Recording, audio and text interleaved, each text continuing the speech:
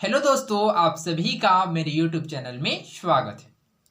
आज हम पढ़ेंगे अध्याय 11 अधातुओं का रसायन केमिस्ट्री ऑफ नॉन मेटल्स का लेक्चर 18, जिसमें आज का हमारा टॉपिक है मुख्य शब्द, कीवर्ड्स एवं हमने सीखा।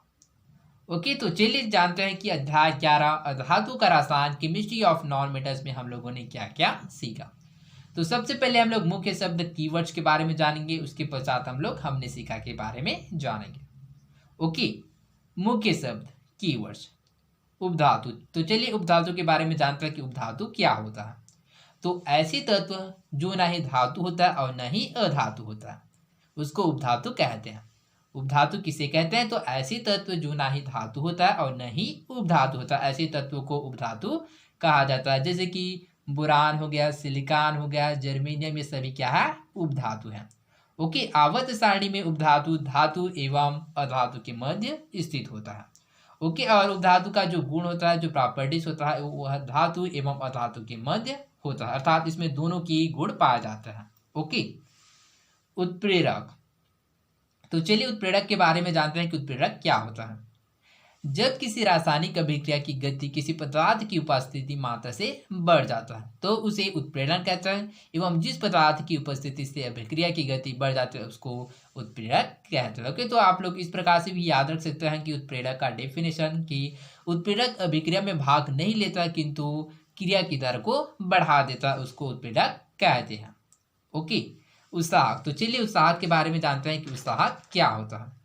जो रासायनिक अभिक्रिया में उत्प्रेरक की क्रियाशीलता को बढ़ाता है, अर्थात जो क्रिया करने की दर को बढ़ाता है, उसको उत्साहक कहा जाता है। अर्थात जो उत्साहक क्या होता है, वह उत्प्रेरक की रासायनिक अभिक्रिया को बढ़ाने का काम करता है।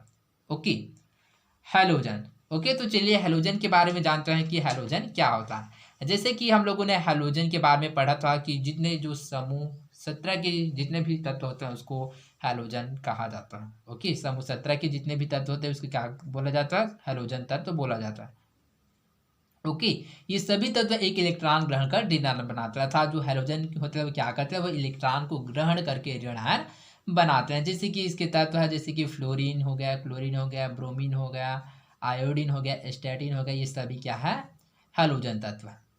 ओके, तो यहाँ पर एक क्वेश्चन आता है कि ये हैलोजन आखिर इन तत्वों को क्यों कहा जाता है। ओके, तो चलिए इसके बारे में जानते हैं कि आफ्टर ऑल इस तत्व को हैलोजन तत्व क्यों कहा जाता है। ओके, चूंकि हम लोग जानते हैं कि आवर्त सारणी की वर्ग 17 में कुल 5 तत्व होते हैं, जैसे कि फ्लोरीन हो गया, क्लोरीन हो गया, ब्रोमीन हो गया, आयोडीन एवं स्टैटिन, इनको क्या बोला जाता है? हैलोजन बोला जाता है। क्योंकि इन सभी तत्वों के जो लवण होता है वह समुद्री जल में बहुत पाया जाता है, अर्थात जो फ्लोरीन, क्लोरीन, ब्रोमीन, आयोडीन एवं स्टैटिन के जो लवण होता है वो क्या होता है? समुद्री जल में क्या है? बहुत तथा बहुत अधिक मात्रा में पाया जाता है, इस वजह से इसको हैलोजन बोला जाता है। ओके, तो जो चलिए इसको और इसका मीनिंग से समझते हैं कि हैलोजन से क्या तात्पर्य होता है। ओके, तो जैसे कि हैलोजन, इसका इंग्लिश रूप देखते हैं तो HALOGEN हैलोजन होता है। ओके, तो हैलोजन होता है वह ग्रीक वर्ड है, क्या है? एक ग्रीक शब्द है। ओके, तो जो दो शब्दों से मिलकर बना होता है, एक HAL हेल और एक दूसरा GEN जन, हैलोजन। ओके, तो हेल का अर्थ होता है साल्ट, साल्ट अर्थात नमक या लवण, और जन का होता है GEN का अर्थ होता है टू प्रोड्यूस, क्या होता है? टू प्रोड्यूस अर्थात बनाने वाला। जिस प्रकार से हम लोगों ने हाइड्रोजन के बारे में जाना था, हाइड्रोजन का अर्थ क्या होता है? हाइड्रो का अर्थ होता है जल एवं जन का अर्थ होता है बनाने वाला, अर्थात हाइड्रोजन का अर्थ क्या होगा? जल बनाने वाला। ठीक इसी प्रकार क्या होता है, जो जो हैलोजन होता है, हेल का अर्थ होता है साल्ट अर्थात नमक, एवं जन का अर्थ होता है टू प्रोड्यूस अर्थात बनाने वाला, अर्थात नमक बनाने वाले को ही क्या कहता है?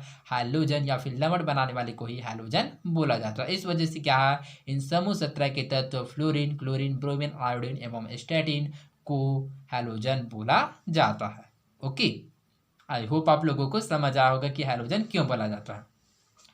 अपरूपता। ओके, तो चलिए अपरूपता के बारे में समझते हैं कि अपरूपता किसे कहते हैं। जब एक ही तत्व कई रूपों में मिलता है तो तत्व के इस गुण को अपरूपता कहते हैं। अपरूपता किसे कहते हैं? तो जब एक ही तत्व की कई रूप मिलता है तो उसे ही इस गुण को अपरूपता कहते हैं, और उसके विभिन्न रूपों को अपरूप कहते हैं। ओके, तो इसके बारे में हम लोगों ने जाना था, जैसे कि कार्बन हो गया, कार्बन का अपरूप जैसे कि क्या क्या होता है, जैसे कि हीरा हो गया, कोयला हो गया, ग्रेफाइट हो गया, चारकोल, ये सभी कार्बन के क्या होते हैं, अपरूप होते हैं। ओके, विद्युत ऋणात्मकता। ओके, तो चलिए विद्युत ऋणात्मकता किसे कहते हैं, तो विद्युत ऋणात्मकता या जो विद्युत ऋणता होता है उसको इलेक्ट्रोनेगेटिविटी भी कहा जाता है। ओके, इंग्लिश में इसको क्या बोला जाता है, इलेक्ट्रोनेगेटिविटी। ओके, तो चलिए विद्युत ऋणात्मकता के बारे में समझते हैं। किसी यौगिक के अणु में उसकी किसी परमाणु द्वारा साजिक इलेक्ट्रॉन युग्म को अपनी ओर आकर्षित करने की प्रवृत्ति को विद्युत ऋणता या इलेक्ट्रोनेगेटिविटी कहते हैं। विद्युत ऋणता किसे कहता है, तो किसी भी यौगिक है, तो कोई भी यौगिक में क्या है, अणु में उसके किसी परमाणु द्वारा साजिक इलेक्ट्रॉन युग्म को क्या है, अपनी ओर आकर्षित करने की जो प्रवृत्ति होता है उसी को ही विद्युत ऋणात्मकता या इलेक्ट्रोनेगेटिविटी कहता है। ओके, और इसमें आप लोग याद रखिएगा कि आवर्त में विद्युत ऋणात्मकता का मान बढ़ता है किंतु समूह में विद्युत ऋणात्मकता का मान घटता है। उत्कृष्ट गैस। ओके, तो उत्कृष्ट गैस किसे कहते हैं, तो उत्कृष्ट गैस को अक्रिय गैस के नाम से भी जाना जाता है। तो उत्कृष्ट गैस किसे कहते हैं, जो समूह 3 के अथवा जो समूह 18 के जितने भी तत्व होते हैं उसको उत्कृष्ट गैस या अक्रिय गैस भी कहा जाता है। ओके, इसको याद रखिएगा। तो उत्कृष्ट गैस क्या होता है, तो चलिए इसको समझते हैं। ओके, तो उत्कृष्ट गैस उन गैसों को कहते हैं जो साधारणतः रासायनिक अभिक्रिया में भाग नहीं लेते हैं और सदा मुक्त अवस्था में पाया जाता है। ओके, तो जो उत्कृष्ट गैस होते हैं अर्थात जो समूह 18 के जितने भी तत्व होते हैं जो समूह में अमीन जो अभिक्रिया में भाग नहीं लेता एवं सदा यह मुक्त अवस्था में पाया जाता है। क्यों यह भाग नहीं लेता, क्योंकि इसके जो अष्टक होता है वह पूर्ण होता है। जैसे कि एग्जाम्पल के लिए जो उत्कृष्ट गैस है तो उसके एग्जाम्पल है जैसे कि हीलियम हो गया, नियान हो गया, आर्गन हो गया, क्रिप्टान हो गया, जीनान हो गया, रेडान हो गया, ये सभी क्या है, उत्कृष्ट गैस है। ओके, क्योंकि इसके अष्टक को क्या होता है, पूर्ण होता है, जिसके कारण यह रासायनिक अभिक्रिया में भाग नहीं लेता है एवं मुक्त अवस्था में पाया जाता है। ओके, इसको याद रखिएगा, इसको नोबल गैस एवं इनर्ट गैस भी बोला जाता है। Okay, oxide. ओके, तो चलिए जानते हैं कि ऑक्साइड क्या होता है।